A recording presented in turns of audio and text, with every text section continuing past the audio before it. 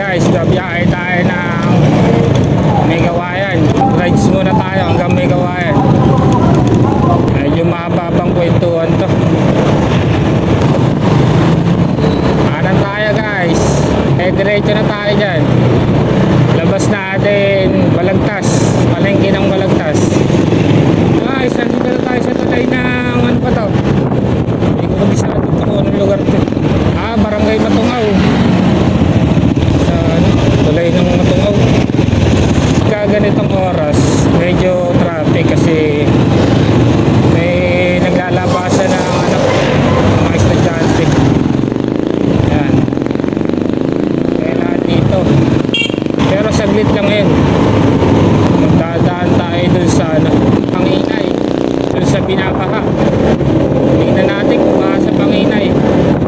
Ako baka ata dun sa dulo. Alright, guys, dito palang bahan na. Wala pong ulan yan. Ayos hindi pa ka dito. Hindi na lang, hindi high tide dito boy. Ito, wasak yung daan. Ambot talaga lupa pagkakagawa. Talaga hindi mo lang maabot ng 5 taon ng ating lupa sa kalsada. Tibayan naman. Puro standard, kalsada, building. Ay, paano na ang Pilipinas? Talaga magkaroon na ng malupit na na batas para sa mga nangangandidato. Nangyayari kasi parang negosyo na lang yung pag tumakbo ka, nanalo ka, parang negosyo. Ay ito guys, nandito na tayo sa palengke ng Balagtas.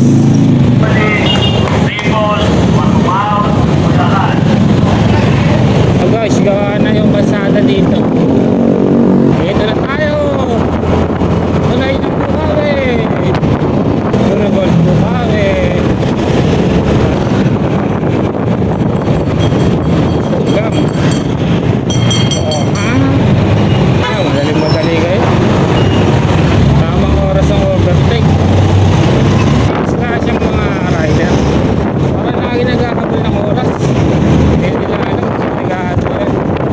Mahali ka ng malay sa safety first. Hindi porke naka-single tayo, lagi tayong